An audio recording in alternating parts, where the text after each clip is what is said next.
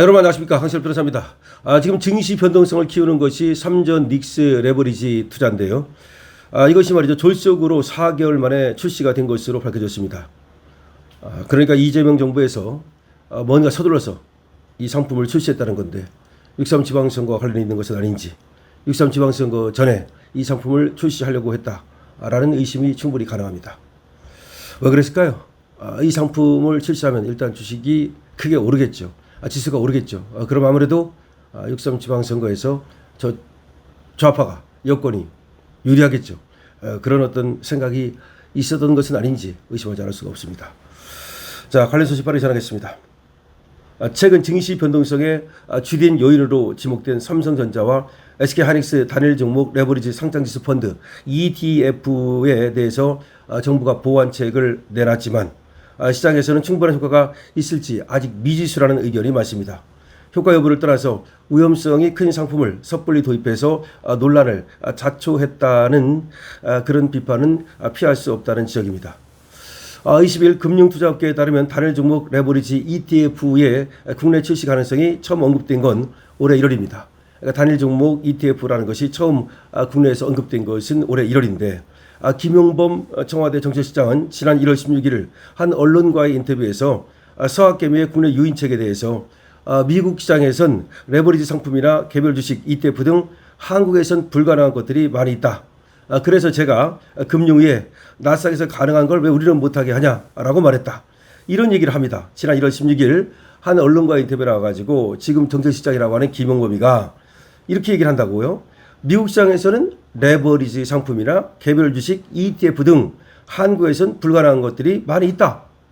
그런데 제가 금융위에서 나스닥에서 가능한 거를 우리는 왜 못하게 하느냐라고 말했다. 제가 압력을 가한 거죠. 결국 청와대 김용범이가 금융위에 이와 같은 얘기를 하면서 우리도 미국처럼 그렇게 레버리지 상품을 출시를 하자라고 한 겁니다. 그러니까 금융위가 뭐라고 말하냐면 들어 누워서라도 막았어야 됐다라는 말 하잖아요. 이 얘기는 무슨 말이냐면 금융위에서 자율권을 가지고 알아서 ETF 상품을 출시한 것이 아니고 이 청와대에서 김용범 정책실장이 의도적으로 이 상품을 출시하도록 금융위에 유도하고 또 압박을 가했다고 봐야 되는 거죠. 그래서 앞으로 말이죠, 어떻게 해서 졸속으로 ETF 상품, 이 하이닉스와 삼성전자의 단일 종목 ETF 상품이 출시하게 된 건지 이 모든 자초지종을 다 밝혀야 됩니다. 당시 달러 원 환율은 지속적으로 치솟던 상황이었는데요. 그 원인 중 하나가 미국 주식에 투자하는 국내 투자자들, 즉 서학개미가 지목이 됐습니다. 특히 지난해 5월 홍콩 증시에 삼성전자, SK하이닉스 단일 종목 레버리지가 상장되자 국내 투자자들의 보유 애완이 홍콩으로 빠져나간다는 지적이 제기가 됐습니다. 그러니까 홍콩에는 레버리지 상품이 있는데 우리는 없었다 이거죠. 그리고 환율이 자꾸 치솟으니까 어떻게 환율을 좀 방어해 볼 생각으로 홍콩에 있는 그런 레버리지 상품을 우리도 만들자. 그렇게 했던 것이 이제 김용범이가 결국은 뻘짓을 하게 되는 거죠. 이런 해외 투자를 국내로 흡수하면 환율 정상화에도 도움이 될 수 있다. 바로 그 얘기입니다.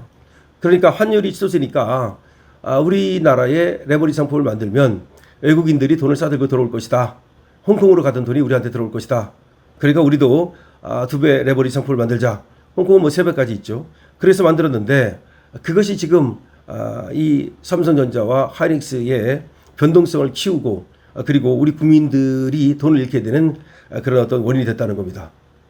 자, 어쨌든 김용범이가 그런 얘기를 한 다음에 금융당국은 곧바로 상품 출시에 착수를 했고요.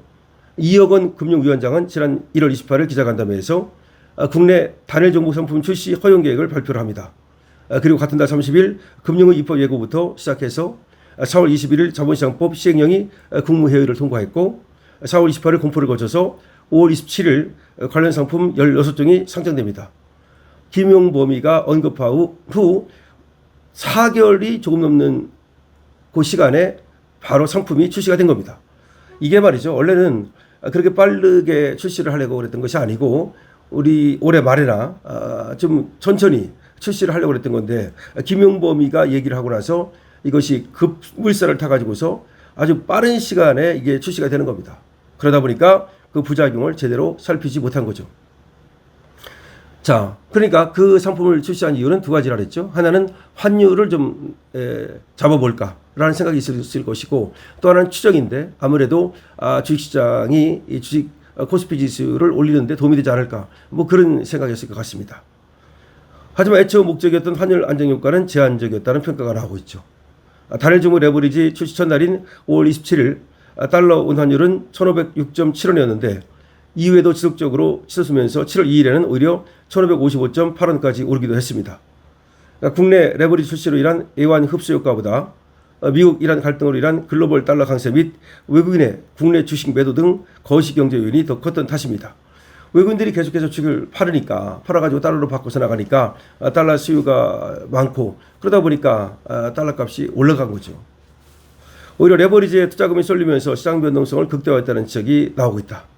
코스피에서 서킷 브레이커는 지난 2000년부터 현재까지 26년 동안 총 13회가 발동됐는데 그중 5회가 올해 5월 27일 단일 중국 레버리지 ETF 출시된 이후에 나왔다. 이게 뭡니까? 이 서킷 브레이커라는 것이 8% 떨어지면 멈추는 거, 2000년부터 26년 동안 13번밖에 없었다는 겁니다. 근데 13번 중에 5번이 올해 5월 27일 단일 중국 레버리지 ETF가 출시된 이후에 그렇게 서킷 브레이커가 나왔다는 거야.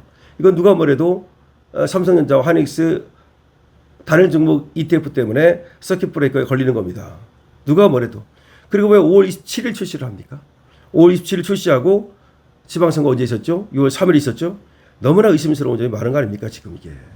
그래가지고 이찬진 금융감독원장은 지난달 22일 날 뭐라고 말했냐. 그때 들어 누워서라도 어떻게든 막았어야 했다. 후회된다. 오죽하면 이렇게 말하겠습니까? 오죽하면 금융당국의 수장이 이렇게 말을 하겠습니까? 그러니까 막았어야 되는데 청와대에서 밀어붙여가지고서 막지 못했다는 그런 얘기 아니겠습니까? 시장에서는 단일 종목 레버리지 출시가 시기상조했다는 지적이 나옵니다. 특히 3전 닉스가 급등하던 5, 6월에 그보다 2배 수익을 얻는 상품이 출시되면서 증시가 더욱 과열됐다는 겁니다. 금융당국이 청와대 의견에 따라 속도전을 펼치면서 4개월 만에 상품을 출시한 점도 도마 위에 오르고 있습니다. 김미애 국민의힘 의원에 따르면 당초 금융위는 단일 종목 레버리지 출시 시점을 올해 하반기로 잡았던 겁니다. 올해 하반기로 잡았다가 지방선거 이전으로 급 당긴 거죠. 그러는 사이 반도체주가 급락하면서 개미들의 피해가 확산됐습니다. 가장 많은 자금이 유입된 코덱스, SK 하이닉스 단일 종목 레버리지 출시는 출시 시점인 5월 27일부터 지난 16일까지 47.5%가 하락해서 반토막이 났고요. 또 다른 것들도 41.7%가 떨어지든지 하여튼 16종목 전부 다가 하락했고 지금 반토막 정도 난 상품도 수두룩하다는 겁니다. 우리가 잇따르자 정부는 지난 16일 보완책을 내놨는데 구체적으로 기본 예탁금을 사용하겠다, 현금만 인정하겠다, 최소 매수 단위를 확대하겠다, 사전교육 시간을 확대하겠다 그러는데 다 이거 모두가 사후 약방문입니다. 소 잃고 애양간 고치는 거고 이미 수많은 청년들이 지금 피해를 보고 이제 빚탕감만을 기다리는 그런 신세가 되고 말았습니다. 그래서 그런지 이재명은 또 빚탕감해 주는 것이 왜 그것이 포퓰리즘이냐라고 또 얘기를 하고 있는데요. 그러면 말이죠. 도박자금 빌려주고 또 대출받아 가지고서 주식 하다가 깡통 쳤는데 그럼 그런 돈을 갖다가 국가에서 다 갚아줘야 됩니까? 하긴 뭐 정책을 잘못 썼으니까 갚아줄 수도 있겠네요. 그럼 그거는 이재명 돈으로 김용범 돈으로 갚아줘야 되는 거 아닙니까? 강실표입니다. 좋아요, 구독을 부탁드리고요. 어쨌든 간에 이렇게 지금 삼성전자와 하이닉스, 3전 닉스 레버리지가 졸속으로 출시되는 바람에 우리 국민들만 엄청나게 피해를 입었습니다. 강실표입니다.